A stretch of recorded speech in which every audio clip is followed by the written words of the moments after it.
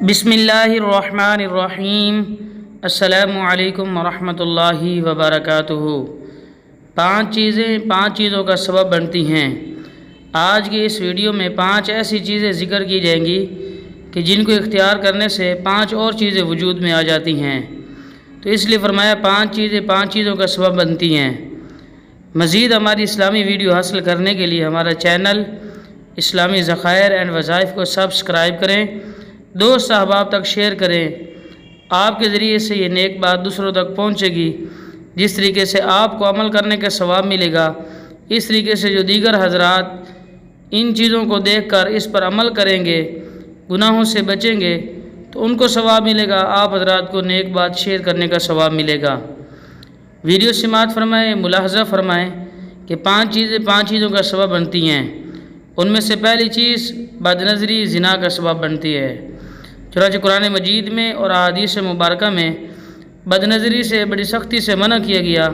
قرآن مجید میں سورۃ النور میں اللہ تعالیٰ ارشاد فرماتے ہیں، مومن مردوں کو بھی اور مومن عورتوں کو بھی، قل للمؤمنین یغضوا من ابصارہم، کہ میرے محبوب مومنین کو فرما دیجئے، اعلان کر دیجئے ان میں، یغضوا من ابصارہم، کہ اپنی آنکھوں کو نیچے رکھیں۔ اسی طریقے سے ارشاد فرمایا وقل للمؤمنات یغضضن من ابصارہن، کہ ان مومنہ عورتوں سے بھی فرما دیجئے کہ اپنی نظروں کو نیچے رکھیں۔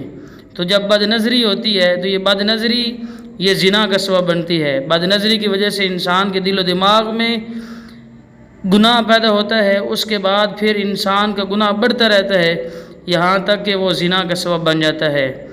اور دوسری چیز لالچ پشیمانی کا سبب بنتی ہے، کہ جب انسان کسی چیز کے لالچ کرتا ہے اس کا نتیجہ یہ ہوتا ہے بعد میں اس انسان کو شرمندگی اٹھانی پڑتی ہے، پشیمانی ہوتی ہے۔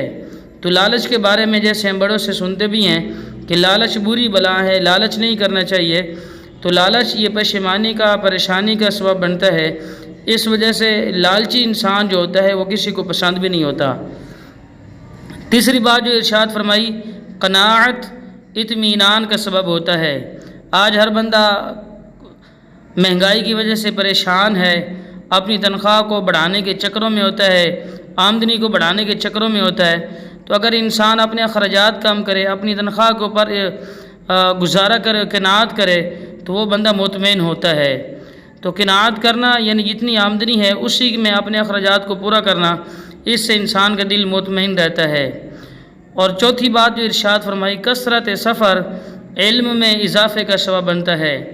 جو انسان سفر کرتا رہتا ہے تو سفر میں ایسے امور اس کو دیکھنے کو ملتے ہیں، ایسے امور پیش آتے ہیں جس کی وجہ سے انسان کے علم میں اضافہ ہوتا ہے، اور ایسے امور انسان حضر میں رہ کر نہیں حاصل کر سکتا۔ تو فرمایا کثرت سفر علم میں اضافے کا سبب ہوتا ہے۔ اور 5ویں بات ارشاد فرمائی، بحث و مباحثہ لڑائی جھگڑے کا سبب بنتا ہے۔ بحث و مباحثہ میں عام طور پر مسائل حل نہیں ہوا کرتے، بحث و مباحثہ لڑائی جھگڑے کا سبب بنتا ہے۔ اللہ تعالیٰ سے دعا ہے اللہ تعالیٰ ہماری حفاظت فرمائے، اللہ تعالیٰ ہمارے ساتھ دنیا آخرت میں عافیت والا معاملہ فرمائے، آمین ثم آمین۔